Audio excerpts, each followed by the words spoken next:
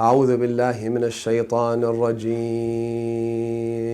بسم الله الرحمن الرحيم. صلى الله عليك يا مولاي يا رسول الله. صلى الله عليك وعلى آل بيتك المظلومين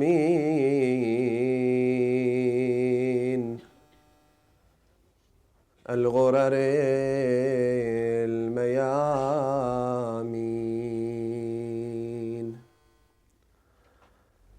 صلى الله عليك يا مولاي وابن مولاي يا أبا عبد الله، يا رحمة الله الواسعة ويا باب نجاة الأمة. غريب يا مظلوم كربلاء، سيدي يا ليتنا كنا معكم فنفوز والله فوزا عظيما. صلوا على محمد وآل محمد. اللهم صل على محمد.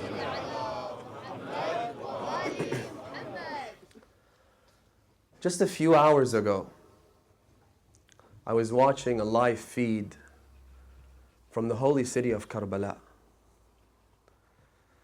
It's an annual ritual known for the custodians of the shrines of Imam Hussein and Abu al-Fadl al-Abbas in the holy city of Karbala for many, many decades. The ritual involves replacing the red flag that sits on top of the golden dome of Imam al-Hussein's mausoleum with one that is black, marking the beginning of the period of grief, the time of lamentation. On the first night of the month of Muharram, that flag is replaced. And as I was watching, you can't help but be overwhelmed by the sheer number of zuwar in the holy city of Karbala, who were there marking two events. One, the beginning of the month of Muharram, and two, the eve of Friday. And usually on Wednesday nights and Thursday nights, the holy city of Karbala is filled with visitors from surrounding cities and nations afar. You can't help but feel a sense of joy and pride, seeing hundreds of thousands of people. Some put the number of visitors to the holy city of Karbala every Thursday night up to 1.5 million people. Tonight, it must have been much more than that.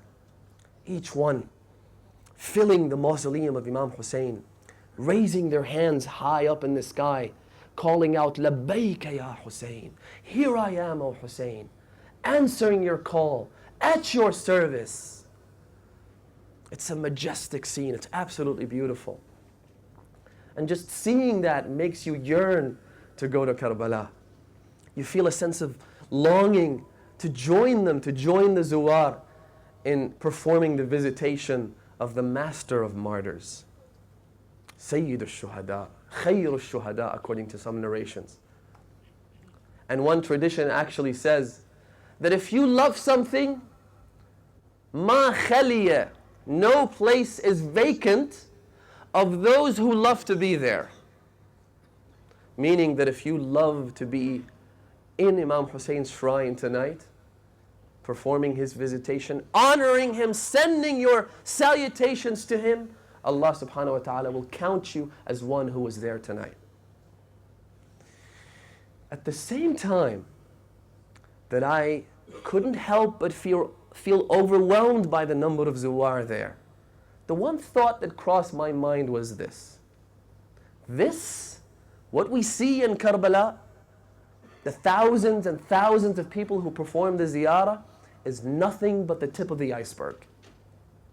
One narration says, Inna al-Husayn, Husayn is verily greater, أعظم في السماوات منه في الأراضين. He is much greater in the heavens than he is on the earth. What we see in the form of these annual rituals, these ziyarat, the millions and millions of people who march towards Karbala, risking their lives, dying en route to the holy city of Karbala, is nothing compared to what's in the heavens. It's completely dwarfed by the greatness of Imam al-Hussein up in the heavens. How? Let me give you just snippets, snapshots, little examples to illustrate just what it is we're dealing with here, brothers and sisters. We have one narration, for instance, many narrations with almost identical contents, identical messages. But this one particular hadith says that every single day, 100,000 angels ask God for permission to visit Imam al-Hussein. God is the custodian of the cage that surrounds the grave of Hussein. Before you enter, you ask God for permission. So 100,000 angels ask for permission. They're granted permission. The hadith says that these angels come down, they descend upon the mausoleum of Hussein.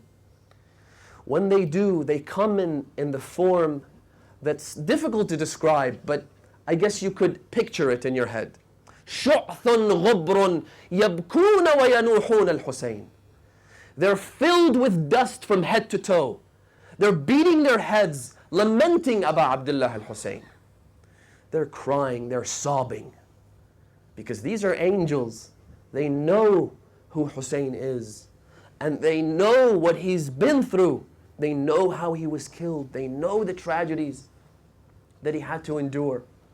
So they cry and lament. That is, I guess you could say, the first phase of what they go through. The second phase is this. They come down, they begin to count the number of the zuwar, listing them by their name in a book.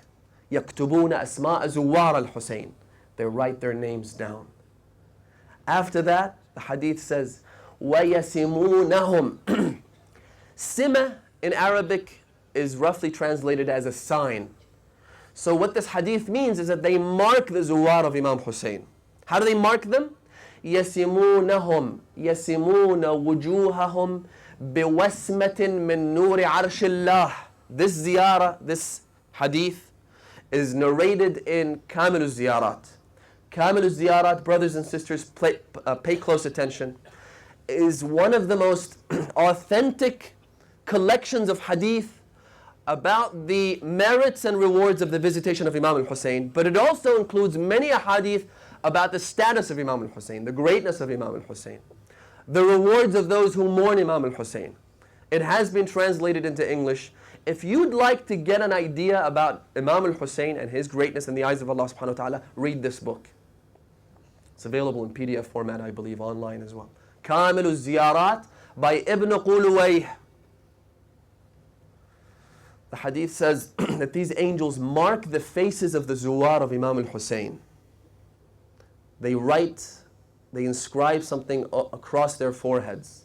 Biwasmin, using a dye, a color, an ink of some kind. Biwasmin min nuri arshillah. That ink is taken from the light of the throne of Allah subhanahu wa ta'ala, an invisible ink.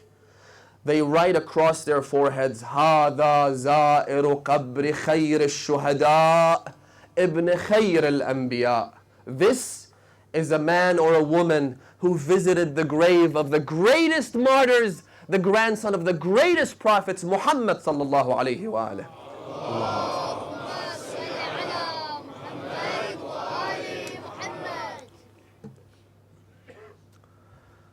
So this is to give you an idea of how great Imam al-Hussein is in the celestial realm, in the spiritual realm.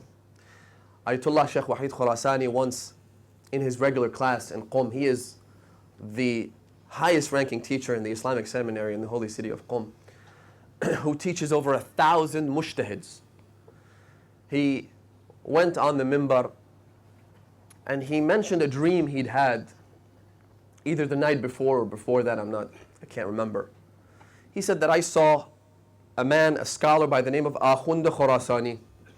Akhund Khurasani is considered to be one of the greatest pioneers of modern principles of deductive jurisprudence. He is the teacher of such giants in Islamic jurisprudence as Ayatollah al-Na'ini, the teacher of Ayatollah al-Khoi, as well as Sayyid al-Burujirdi, among others. He says, I saw Akhund Khurasani in my dream. He said to me that only now have we begun to appreciate the greatness of Imam al-Hussein. So the Shaykh elaborated. He said, what Akhund is trying to tell me is that this world simply lacks the capacity to display the greatness of Imam al-Hussein the way he deserves to be displayed.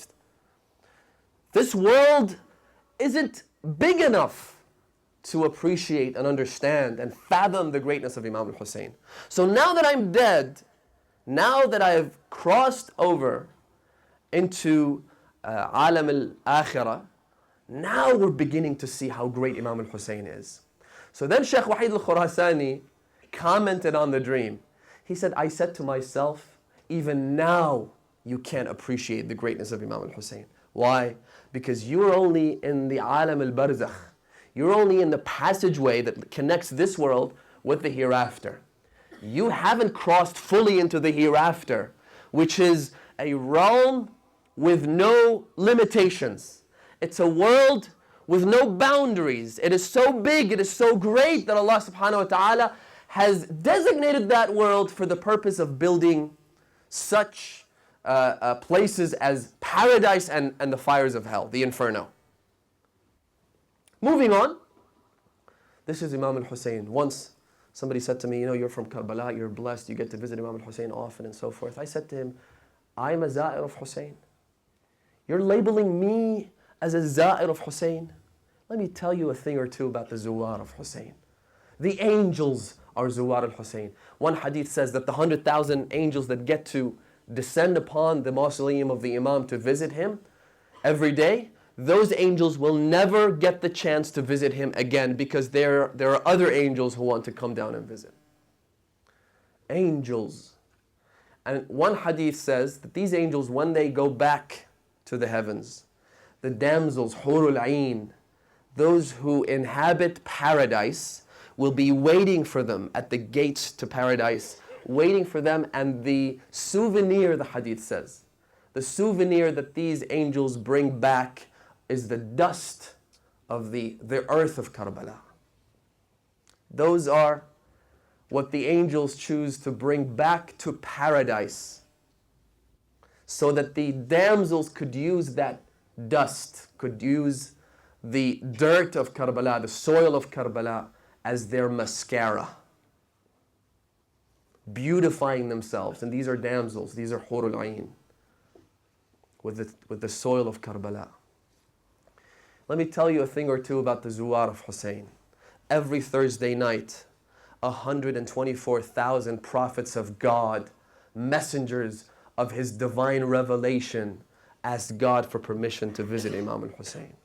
Ibrahim is a Za'ir of Hussein. Musa is a Za'ir of Hussein. Isa is a Za'ir of Hussein. Adam is a Za'ir of Hussein. Nuh is a Za'ir of Hussein. Fatima is a Za'ira of Hussein.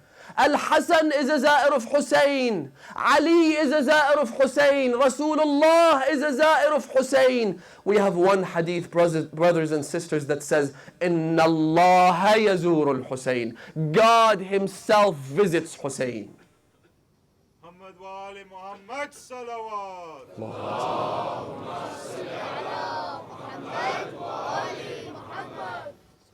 God visits Hussein.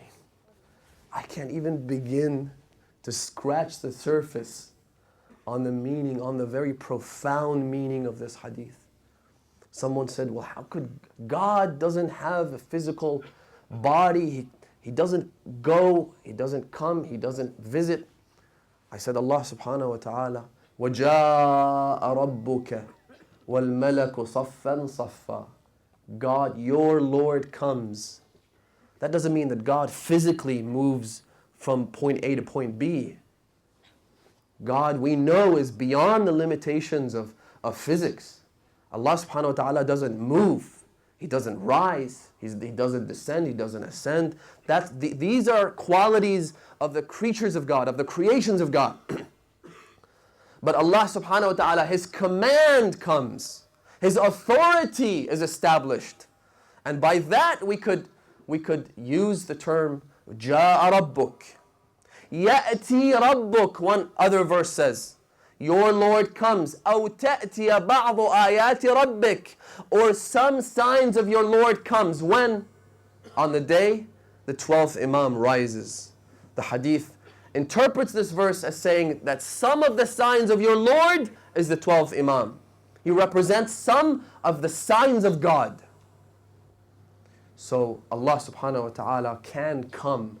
One of the ulama interpreted this hadith in an interesting way. He said that when we say God visits Imam al-Hussein, what we mean is sometimes the Prophet comes to visit his grandson as his grandfather, a grandfather visiting his grandson in his personal capacity as a human being. But sometimes he comes to visit Imam al-Hussein in his official capacity as the messenger and ambassador of God. And in that case, you can say, God visited Hussein. So, when it comes to Imam al-Hussein, the greatest minds of the human race are baffled. Intellects are confused. They cease to function. What we see is nothing but the tip of the iceberg. We have a beautiful statement in Ziyaratul Nahiyah. Ziyaratul Nahiyah, as most of you know, is a very comprehensive, very insightful, beautiful, moving, very passionate ziyarah by the 12th Imam. That's why it's referred to as Ziyaratul Nahiyat al-Muqaddasa. It's been narrated by the awaited Savior. In that, the Imam says the following words: وَكُنْتَ لِلرَّسُولِ وَلَدًا وَلِلْقُرْآنِ سَنَدًا وَلِلْأُمَّةِ عَضُدًا. You were a son to the Prophet. Now, we could take these three words by Imam al-Zaman and explain them in a whole majlis or even more, but I'll move on very quickly. You were a son to the Prophet. And there's a very profound meaning in that. You were a defender, a backer, an authority for the Quran. وَلِلْقُرْآنِ سَنَدًا. Sanad in the Arabic language means backer, supporter, someone or something that keeps something from falling, right?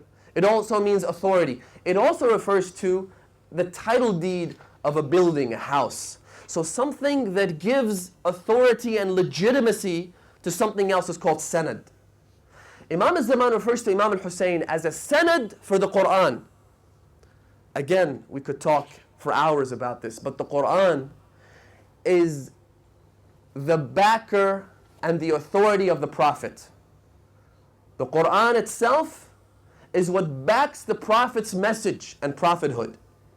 And yet, what we learn from this is that the Quran itself needed a backer. The Quran itself needed a supporter. The Quran itself needed a means of survival, and that is Hussein. Moving on. وَلِلْأُمَّةِ عَضُدًا. Let me try and talk a little bit about this section of the ziyarah. Generally speaking, the most powerful organ in a human being is their hands. They use their hands to lift things, they use their hands to fight, they use their hands to do a lot of things. And so it's a symbol of power. That's why in the Arabic language, a hand is a word that also applies to power. It's a synonym for power. That's why the verse says, يَدُ اللَّهِ فَوْقَ أَيْدِيهِمْ.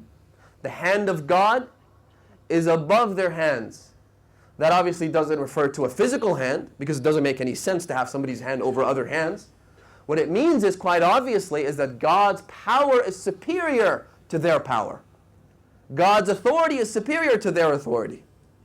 So, a hand is a symbol of power and strength. But where does the hand derive its strength from? It derives its strength from the muscles in the arm. Am I right or wrong? This, in the Arabic language, this muscle in the arm that controls the hand, that gives it its power and strength, is called abud.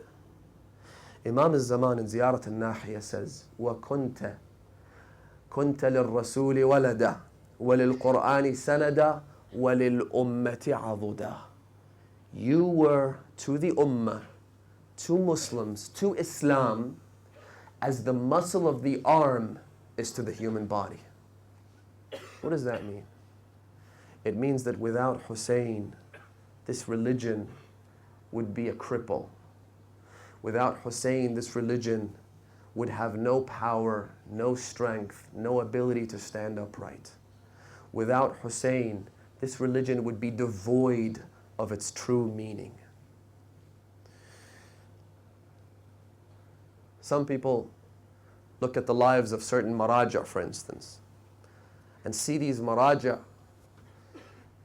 throwing away the garment of authority and of their status in society during the days of lamentation of Muharram. A lot of maraja, for instance, on the day of Ashura, they get out of their residences, their homes, they walk barefoot in lamentation for Imam al-Hussein, in commemoration for his martyrdom. And some people say, wow, mashallah, that's so humble of them. But that's not about their humility. That doesn't mean the maraja are being humble. What it does mean is that the maraja are the highest religious leaders are trying to repay a tiny portion of their debts to Imam al-Hussein. Imam al-Sadiq sits down, invites poets and orators and reciters to come and recite the eulogies of Imam al-Hussein. And in doing so, on one occasion, one of them comes and he begins to recite the eulogy, I guess you could say in a professional manner, in an official manner. So the Imam stopped him, he interrupted him, he said, no, stop. I want you to read the way you people read. I want you to make me cry the way everybody else cries. This is no time for me to compose myself. This is no time for me to hold my status and act like I'm a leader of a nation. This is a time for me to repay Hussein for the sacrifices that he made. Imam al-Sadiq feels indebted to Imam al-Hussein, let alone me and you. Imam al-Baqir feels indebted to Imam al-Hussein. I don't want to be rude. I don't want to be disrespectful. I don't want to use inappropriate language here, brothers and sisters, so don't get me wrong. Rasulullah knows he's indebted to Imam al-Hussein.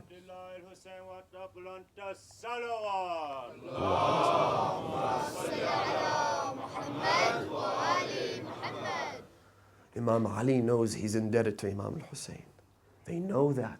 Husaynun minni wa ana min Husayn isn't a statement that the Prophet makes because it sounds poetic. The Prophet knows what he's talking about. Hussein is from me, and I am from Hussein.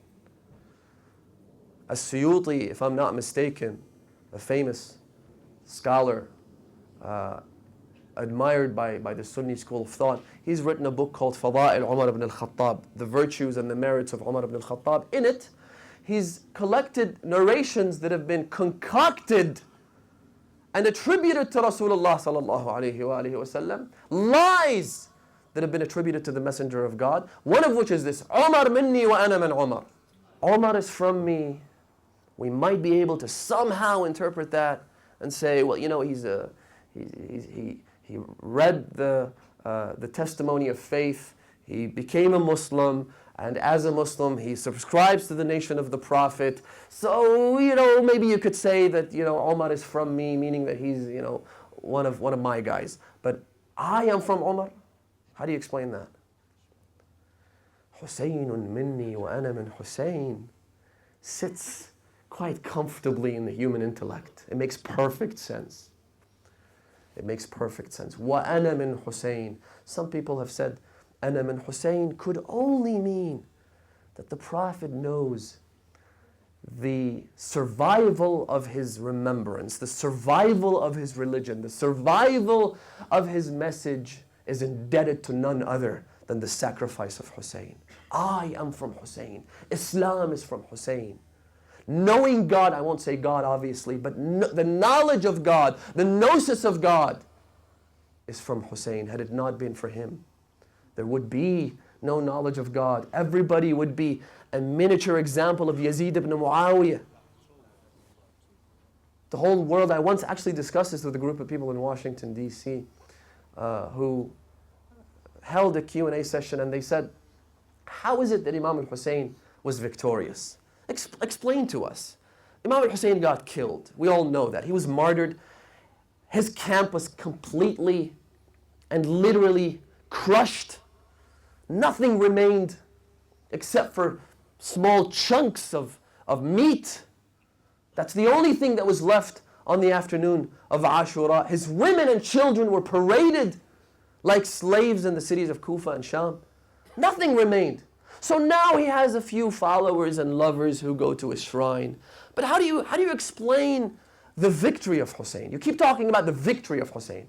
I said to him, let me tell you about the victory of Imam al-Hussein. Had it not been for the sacrifice of Hussein, the pure blood that was spilled on the day of Ashura, on the sands of Karbala, had it not been for that, Yazid would have become the dominant figure, the dominant character that everybody resembles.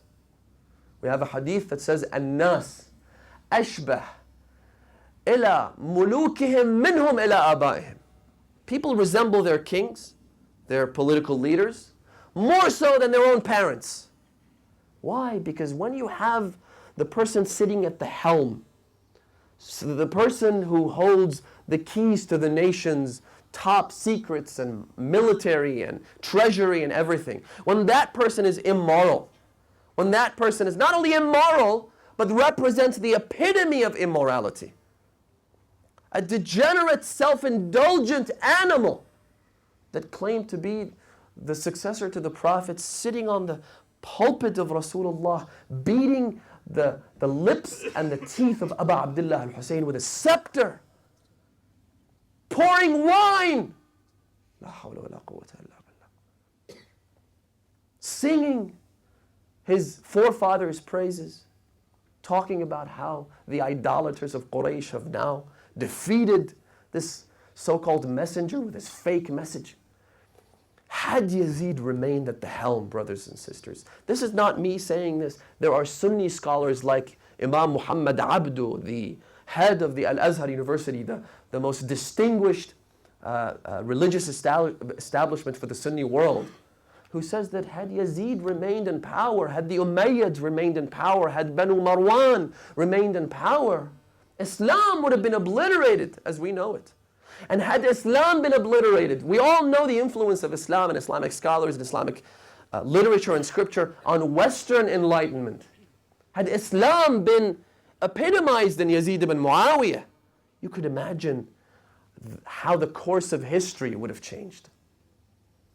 With Imam al-Hussein sacrificing his life and the life of his brothers and the life of his companions and the lives of his children on the day of Karbala, he set the bar so high that within the Shia, at the very least, within the Shia world, you cannot possibly have an oppressive ruler who enjoys the support of the grassroots. It just doesn't happen. Having seen people like Imam al-Hussein, we could never see ourselves willingly giving our allegiance to an oppressive ruler. It just doesn't happen. In the Sunni world, it happens. In the Sunni world, it doesn't matter who sits on the throne. He is Amir al-Mu'mineen. He is Waliyu Amr al-Muslimin. He is the shadow of God on earth. as long as he gets to sit on the throne, which is amazing, because if you look at some countries like Qatar, the ruler of Qatar overthrew his own father. He waged a coup against his own father. The father was Amir al-Mu'mineen, Wali Amr al-Muslimin. The son, when he stages a coup against his father, he's also Wali Amr al-Muslimin, Amir al-Mu'mineen, and so on and so forth. The title comes with the job. Whoever it is, whatever it is, if it's a monkey that sits on the throne, it becomes Amir al-Mu'mineen. In the Shia world, that simply cannot happen, because we've seen the bar raised so high that we can't accept anything but divine authority, authority of the infallible, or one who truly represents the infallible. Anything else is completely rejected. So, had it not been for him, the course of human history would have changed. If you actually go back and do a process of reverse engineering, go back to the point where historical causality begins with the day of Ashura, you could see how every single action taken by Imam al-Hussein determined events thousands of years ahead. Every single thing that he did. The smallest details of the Battle of Karbala had a huge impact to play in this day and age. But perhaps we'll get to talk more about that in the upcoming nights. What I want to talk about tonight is that when you see the Imams, like Imam Musa ibn Ja'far, for instance, one hadith says that starting with the first day of Muharram, the Imam would not, he would wear the garment of grief. He would not be seen laughing. He would be in a constant state of mourning, and by each day, his mourning and his grief would intensify leading up to the day of Ashura. Imam as-Sadiq traditions tell us, if one of his companions says that if anybody mentioned the name of Imam al-Hussein on any given day, the name of the Imam is passingly mentioned, the hadith says the Imam would not be seen smiling for the remainder of the day. They weren't playing roles. These are not role playing. These are the Imams, again, repaying some of their debts to Imam al-Hussein and engaging in his tragedy. He would not be seen smiling for the rest of the day. The Ahlulbayt crying, Imam Zayn al-Abidin crying for 30 years. Whenever he's presented with water, he cries. Whenever he's offered food, he cries. If he's in the marketplace, he's crying. If he sees somebody slaughtering a sheep, he cries. Any event, any context, the Imam cried and cried and cried for 30 years. Why? Because crying for Imam al-Hussein, or crying generally for any cause, if you sympathize with any oppressed individual, no matter who they are, no matter what religion they subscribe to, sympathizing with them to the point where tears begin to flow from your eyes means that you have both emotionally and intellectually connected with them. Once I said something, and I have a friend who happens to be a psychologist, he concurred. I said, when you cry, because people tell you, let's leave aside the emotional aspect. The sentimental element of Imam Hussein's revolution isn't really the object. It's not what we're trying to focus on. We need to focus on the intellectual aspect. And I said to him, when you cry, you've connected with the Imam both intellectually as well as emotionally. The moment tears begin to flow from your eyes is the moment you've locked in that connection with Imam al-Hussein. It means you are what we say in Ziyarat Ashura, إِنِّي سِلْمٌ لِمَنْ سَالَمَكُمْ وَحَرْبٌ لِمَنْ حَارَبَكُمْ. When you cry, that is the opening window, if you like, to embrace the message of Imam al-Hussein wholeheartedly and unquestionably. There are different ways of expressing your emotions. Let me start with this introduction and then move on to what I'm trying to talk about here tonight. Different ways of expressing your emotions. One is verbal expressions, by talking, by screaming, by shouting, by singing. You express yourself, you express your emotions, your ideas, your thoughts. You convey those messages to other people, which is quite powerful. The other is in written form, right? Essays, letters, books. We have, and this is quite interesting really, in some of our traditions tell us that if you have a lot of stuff you want to get off of your chest, right? If you have problems, issues, trials and tribulations, things that are happening in your life, and you find it difficult to overcome them, one very powerful technique, according to our traditions, and I really don't know why, people don't go and explore Islamic fields of science in order to come up with these breakthroughs, really.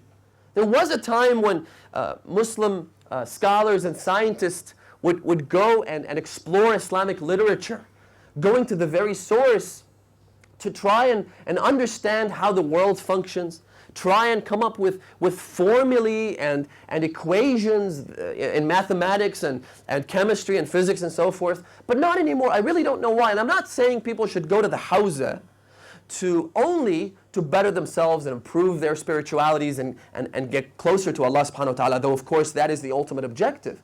I'm saying, why don't we have people who explore Islamic literature from its primary sources, not to go after carbon copies of people who use recycled material from the ancient Greeks and label them as Islamic and call it Islamic philosophy. That's not what I'm talking about. I'm saying, why don't we have people who explore Islamic literature from its primary sources to come up with new theories in cosmology, to come up with new theories in astrophysics. And we have a lot of material. Unfortunately, because it's complex, because it's difficult to decipher, most people just skip through those parts when they're reading Kitab al-Bihar, for instance. They come up to the volumes labeled Kitab al-Sama' wal-Alam, that talks about the creation of the universe, the stars, the celestial objects in the heavens and so forth, and they simply skip through that. Why don't we have people trying to come up with new ideas about psychology and physics and mathematics and so forth from Islamic scripture? And there is a lot of material about that, as I said. And in psychology in particular, I think there is a lot to learn, much to learn from the Quran and the traditions of Ahlulbayt. Because let's remember, Islam is a religion that deals more with the human soul and the human mind and human emotions than it does with the human body. And one of these breakthroughs is this. The hadith says that if you have a lot of issues going on in your life and you can't get them off your chest, one thing you can do is write them on a piece of paper and then throw that paper in a river or in a well. Isn't that amazing? First of all, expressing those problems, thinking about them, condensing them, coming up with the right words to describe them, that in itself allows you to understand what you're going through, allows you to take a first look at the real issues that you're suffering from. Then you put them down on paper, then you throw them away. Look at that symbolic gesture.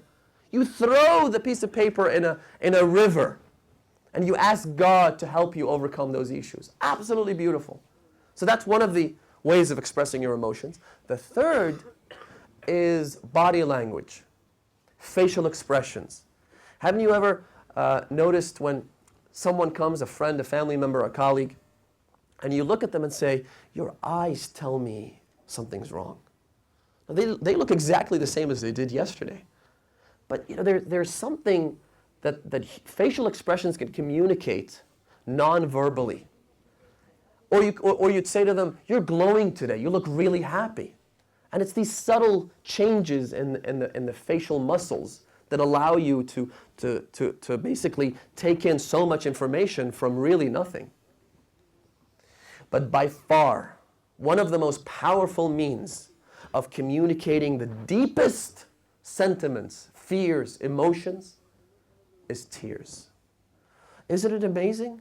Tears? The chemical composition of tears is, for the most part, it contains some enzymes and so forth to distinguish tears that are caused by natural stimuli, like onion fumes, for instance, or a foreign object falling into your eye, and emotional stimuli, like fear or awe or pleasure, right? So the chemical composition differs slightly in those enzymes, but generally speaking, for the most part, tears are nothing but excretions to clean the eyes,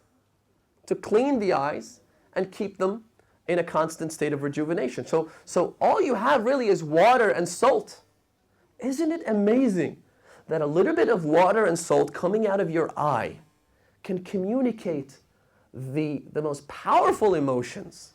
In fact, one study conducted recently concluded that tears that are produced because of these emotional stimuli, one of the effects that they have is that if a woman begins to cry, it decreases the sexual attraction of males that see those tears flowing out of the eye. In other words, it's a natural defense mechanism. If she's crying, it automatically, and what that means is really the grip of these base desires is loosened up. A man becomes more rational when they see a woman crying. Isn't that beautiful? And now, obviously, there are different kinds of tears, as I said. You've got tears caused by those natural stimuli, and you have tears caused by emotional stimuli. But if I could, in a few minutes, just list some of the major types of tears. The first is the tears that flow, or when somebody cries out of despair, out of fear, out of a sense of hopelessness. So imagine, for instance, you have a criminal who's having his sentence handed out by the judge. Usually what happens is, sometimes it doesn't, if the criminal is completely devoid of emotions, which is the case in some serial killers and so forth. But for the most part, when a criminal is handed down a tough sentence, they usually break down. And they break down in tears because they're pleading for mercy. They're begging for leniency. They're saying, please, I don't deserve this. I don't deserve life imprisonment. I don't deserve this many years or this much of a fine. So this is one type of crying, which is basically exclusive to those people who are self-indulgent, who love this world, who lack belief in Allah subhanahu wa ta'ala. This is why you never see Maytham al-Tammar crying out of a sense of hopelessness and despair when he was being crucified. You never see Kumail crying when Hajjaj ibn Yusuf was beheading him, begging for mercy. You never see Muslim ibn Aqil pleading for mercy when he was being thrown from the tower. You never see Hujr ibn Adi pleading for mercy and begging for leniency from Muawiyah's agents when he was being killed along with his children. You never see that happening. This kind of crying does not originate from a believer. Sheikh Abbas al-Qummi, the very famous author of Mafatih al-Janan and a large collection of books, beautiful all of them. He has a book titled Muntaha al-Amal, which I believe is also available in English, a beautiful, important resource when it comes to learning about the 12 Imams. In Muntaha al-Amal, I believe it's a 2-volume book. He later published a 3rd volume. He called Takmilatul Muntaha, which is like an annex, it's an addition to the 2-volume work. Takmilatul Muntaha fi ahwal al-khulafa. In that book, he manages to collect a few stories about the lives of the khulafa and the illegitimate rulers of the Muslim nation. One of the stories he tells is this. It's a beautiful book. He says that Amin ibn Harun al-Rashid, the heir to the throne of Harun al-Rashid, the quote-unquote legitimate son of Harun al-Rashid, his name was Amin. So he becomes the Khalifa. His capital city is Baghdad. His brother Al-Ma'mun, who was an illegitimate child of Harun, he was born out of wedlock to, I believe, a Persian slave maid. He decides that, you know what, there is no God, there is no hereafter, there's no heaven, there's no hell, judging from my father's actions and my forefathers. So why should Amin be the king? He decides to be the king. So what he does is he invades Baghdad, and one of the first things he does, obviously, is take his brother, throw him in a dark dungeon.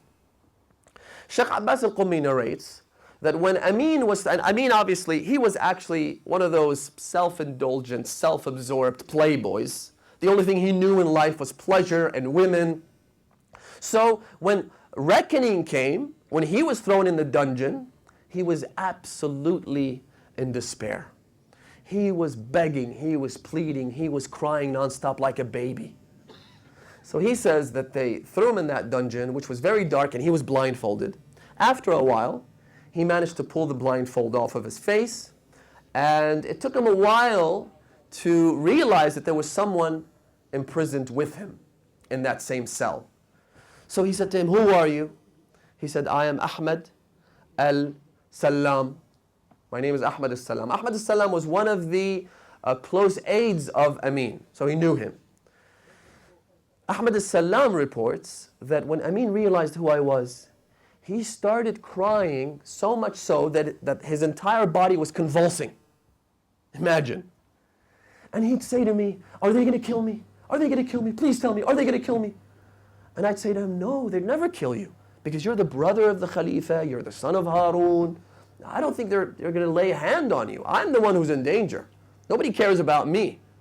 So then Ahmed al-Salam says, "I told him I want to get up and pray Salatul Layl." Now, isn't it interesting as well that these people who don't know God when they're in power, all of a sudden when they're thrown in a dungeon, like Saddam, who holds a copy of the Quran throughout his trials, and before he's killed he calls out, "Ashhadu an la ilaha illallah." He's a man who used to kill people because they said, "Ashhadu an la ilaha illallah." All of a sudden when he's in trouble, just like Fir'aun, he remembers who? He remembers that he has a God. So Ahmed as-Salam says to Amin, "I want to get up and pray Salatul Layl because I'm afraid they'll kill me in the morning. And if I'm executed, I'd like to know that I offered a few raka'at of prayer to God." So he says, Amin told me, "No, please don't pray. Stay with me." And he says, he told me to hold him tight, like a baby. I said to him, "Listen, I have to pray." He said, "All right, if you want to pray, stay really close to me." So I got up and I prayed. He said eventually the troops of Ma'mun stormed the dungeon. They took this guy, and as he was pleading for mercy, as he was begging them to show leniency and to take him to his brother or whatever, he kept saying, "Ana ibn ammi Rasulillah. I am the cousin of the Prophet. Ana ibn Harun al-Rashid. Ana akhul Ma'mun. Hal li min hayla. Please help me. Give me a chance. Let me talk." They severed his head, sent him straight to hell. So this kind of crying never emanates, never originates, is never done, is never performed by a believer. It's not. The second type is fake crying. Crocodile tears, if you like, as the common expression goes. And we have a hadith, listen to this, that says, when a hypocrite reaches the highest degrees of hypocrisy, he or she will master the art of crying. In other words, they'll be able to control when and where they should cry. And that's what a master of hypocrisy is able to do. So be careful. You need to be able to discern what's real crying and what's fake crying. And usually we're good at that. The third type of crying is when you cry out of a sense of loss. Now, that could be a loss of a loved one, a family member, or a loss of an opportunity. When you lose a chance, when something is presented to you, you're unable to take advantage of it, and you lose the opportunity to seize that chance forever, people have the tendency to cry. In fact, the Quran sanctions this type of crying. How? In Surah At-Tawbah, verses 91 and 92, Allah subhanahu wa ta'ala lists a group of people that God says these people are not to engage in jihad. Al-Marid, Al-Dha'if, those who are sick, those who are too weak, those who are frail, those who are old, those who are too young. These people can't engage in jihad. Allah then says that one of the group of people that are classified as incapable of performing jihad is this. A group of people come to the Prophet. They say to him, "Ya Rasulullah, we'd like to come with you to perform jihad, but we have nothing. We have no swords, we have no shoes, We have no helmets, we have no armor, we have no horses. But we'd really love to come with you. Rasulullah says to them, if you have no means of going to the battle, if you have no way to fight the enemy, I can't take you. So the Quran says, Allah subhanahu wa ta'ala says in Surah At-Tawbah verse 92, He says, تَوَلَّوْا, they turn away. وَأَعْيُنُهُمْ تَفِيضُ مِنَ الدَّمْعِ, and their eyes are flowing with tears. حُزْنًا, out of sadness that we couldn't offer the Prophet our help. This is another type of crying. And that's good. When you and I say, يَا لَيْتَنَا كُنَّا مَعَكُمْ فَنَفُوزَ فَوْزًا عَظِيمًا, it's good to cry when you state those things. When you say, I wish I was there with you. I wish I was there, Ya Aba Abdullah, so I could fetch some water for you. I wish I was there, Ya Aba Abdullah, so I could block the arrow that slaughtered your infant child. I wish I was there so I could protect you with my chest. I wish I was there. Another type of crying, and I'll conclude, is crying out of sorrow and regret. When someone commits a sin and they think about the fact that they have breached the laws of God. They have violated the trust of Allah subhanahu wa ta'ala with all the endless things that He has given us, the gifts that He has awarded us. And yet I go ahead and commit this sin knowingly. One hadith says, "Man baka ala dhanbihi faqad ghufira lah." If you reach the stage where you realize how sorry you are for committing that sin, Allah subhanahu wa ta'ala, out of His mercy, automatically forgives your sins. طُوبَى لِمَنْ بَكَى عَلَى خَطِيئَتِهِ. One other hadith says, blessed is the one who cries at the transgressions that he has committed. So that's a very good form of crying as well. Finally, brothers and sisters, we cry out of a sense of sympathy. You know, doctors say that if one eye is injured, it's a medical condition. If one eye is injured and is therefore blinded as a result of that injury, there is a chance that the other eye, the good eye, could also become blind. And they call that condition sympathy. An eye sympathizes with the other eye. Man sympathizes with other men. We sympathize with the oppressed. Seeing someone who's oppressed, seeing someone who's suffering. We are human beings, brothers and sisters. We're not robots. Even animals sympathize with each other sometimes. And yet you have Wahhabis who say, you're not allowed to cry. Have you seen a Wahhabi funeral? I have. A Wahhabi funeral makes you think that these are a bunch of robots taking a deceased person to the cemetery. They are not allowed to cry. His father has died, he can't cry. You could see the emotions that are being suppressed. You could see how unnatural this is. His mother has died, he's not allowed to cry. You're not allowed to cry. Why? Because they follow the role model of a person who came to Rasulullah. The messenger had a son named Ibrahim. His mother was Maria, or Mariah, I guess you could say, who was a Coptic woman who became Muslim and married the Prophet from Egypt. Maria al-Qibtiyya gave birth to the Prophet's only son, Ibrahim. He was 18 months old. The messenger of Allah was given a choice to preserve Ibrahim and have Hussein taken from him, or to preserve Hussein and have Ibrahim taken from him. The messenger said, I would lament and mourn the death of my own son Ibrahim, but if Hussein died, that is something I simply can't take. If Hussein dies, both I and his entire family would lament and mourn. So Ibrahim dies. Historians say, فَبَكَى رَسُولُ اللَّهِ. The messenger would cry endlessly, to the point where one companion came to the Prophet and he objected. Ya Rasulullah, ma laka tabki? Why do you cry so much? Let's not mention his name. Let's just say that he was the same companion who came to the Prophet on his deathbed. And the Prophet, when he demanded a pen and a paper to write his will, he said, Inna ar-rajula la yahjur. It was the same companion. Ya Rasulullah, why do you cry so much? He said to him, I buried my daughter alive with my own bare hands, and I didn't cry. The Prophet said to him, Ma asna'u bik. What do I do when you have a heart that's made of stone? What's my fault? If you have a heart that's made of stone, what do I do? And then he said, Al-qalb yahzan wal-aynu tadma' wa la naqulu illa ma yurdi al-Rabb. The eye cries, the heart mourns and grieves, but we shall never say anything that angers God. We are pleased with God's destiny for us. And so, we sympathize. When it comes to Ahlulbayt alayhim salam, brothers and sisters, when it comes to Imam al-Hussein and the tragedies that Imam al-Hussein endured, you can't help but cry.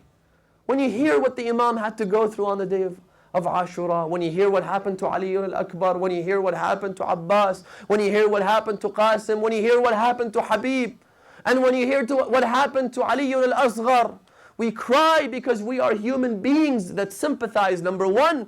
And number two, we cry because we feel a sense of debt to Aba Abdullah al-Hussein. One hadith says, again in Kamil al-Ziyarat by Ibn Qulaway, and I'll end with this. A man came to visit Imam Zayn al-Abidin, Imam al-Sajjad. The Imam said to him that I hear you visit my father Aba Abdullah. Is that true? He said, Na'am ya ibn Rasulullah, that is true. The Imam said to him, but how do you visit him when you are a distinguished person in your society? The authorities know you. Brothers and sisters, let me tell you something. You and I begin to realize the greatness of the sha'a'ir of Imam al-Hussein. Do you know when?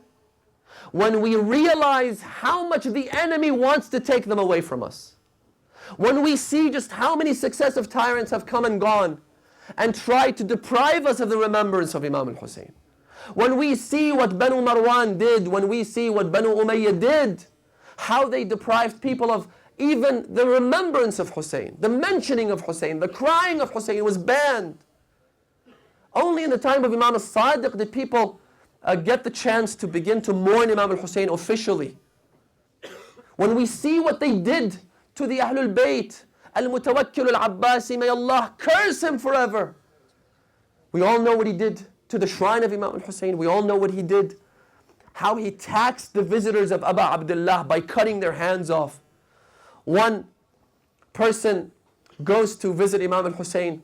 On the way, the checkpoints of Mutawakkil, they stop him. They say, you have to pull your hand out. We need to cut it. So he pulls out his left hand.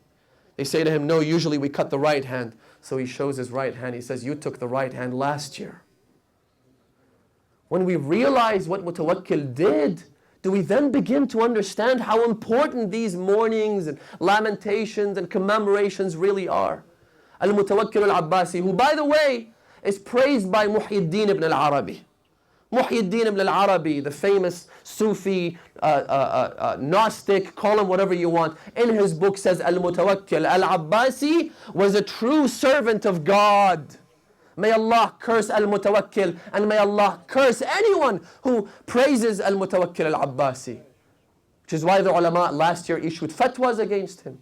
Ayatollah Sistani issued a fatwa. Sheikh Ishaq Fayyad gave a speech calling him a zindiq, a non-believer in Allah. And yet he's glorified and he's honored in some Shia circles. I don't understand. I don't understand that, brothers and sisters. When we realize what they did to take this away from us, let me tell you something and move on. The hadith says that the Imam said to him, you visit Aba Abdullah al-Hussein even though you're in danger? He said, yes, ya ibn Rasulullah, because I don't care about the consequences. The Imam said to him, abshir, abshir, abshir, may Allah bless you for your actions and your deed. Now that you have done that, let me tell you something. أخبرك بخبر هو من مخزون السر. I'll tell you a hadith that it is from the treasures of secrets. It's a family secret in the Ahlulbayt. What is that hadith?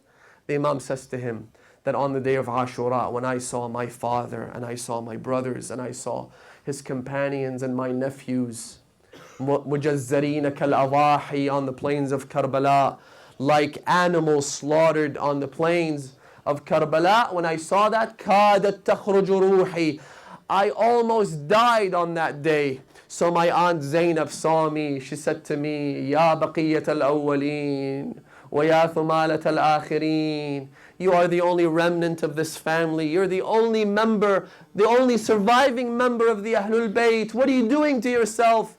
She then told me, وَلَيُنصَبَنَّ لِأَهْلِ هَذَا الطَّفِّ عَلَمًا. There will be a flag raised on this land, a symbol, a shrine raised on this land that will keep on growing despite of the tyrants trying to destroy it. Then she said to me, Imam Zayn al-Abidin says to his aunt Zainab, he says, Amma Zainab, min ayna laki hada? How do you know these things? So she said what a lot of us are familiar with. She said that when my father was about to die on his deathbed, I went to him. I said to him, Abata, oh father, Ayman told me something about Karbala. Is that true? The Imam, listen to this, the Imam doesn't tell her anything about Karbala. She said, Abata, tell me, I want to hear them from you. I want to hear the events from your mouth. Is it true what Ayman told me? Amir al-Mu'mineen cannot tell his daughter what she will have to suffer. Amir al-Mu'mineen cannot tell her that Aba Abdullah will be killed. He does not tell her that Aba al-Fadl al-Abbas will be killed. What does he do? Amir al-Mu'mineen says, Na'am ya bunayya, inna al-khabar kama akhbaratki Ayman. Oh my daughter, it is as Ayman told you, but I will tell you one thing. ستسبين في هذه البلد. You will be taken captive in this very city, O Zainab. What is the Imam trying to say? Zainab cannot possibly be held captive if Hussein is still alive. Zainab cannot be paraded, the daughter of Ali, as a captive in the city of Kufa if Abbas is still standing. This can't happen to Zainab if Ali al-Akbar is still breathing. He is telling her, oh Zainab, Hussein will die, Abbas will die, Akbar will die, Qasim will die. Oh, the city of our grandfather Rasulullah, do not let us inside, Zainab would say. Why? Because we have no Hussein with us. We went away with all the men and now we have no one. La hawla wa la quwwata illa billah. Al-Ali al-Azim, inna lillah wa inna ilayhi raji'un. وسيعلم الذين ظلموا أي منقلب ينقلبون والعاقبة للمتقين. Thursday night, when millions are visiting Abu Abdullah al-Hussein, scholars say that if you can't visit the Imam, if you can't be there in the flesh, then the best thing you can do is to recite his salam no matter where you are, and the angels will take that salam to Abu Abdullah al-Hussein. So let's all recite this together, inshaAllah, and hope that we are listed as one of the visitors of Abu Abdullah on this blessed night.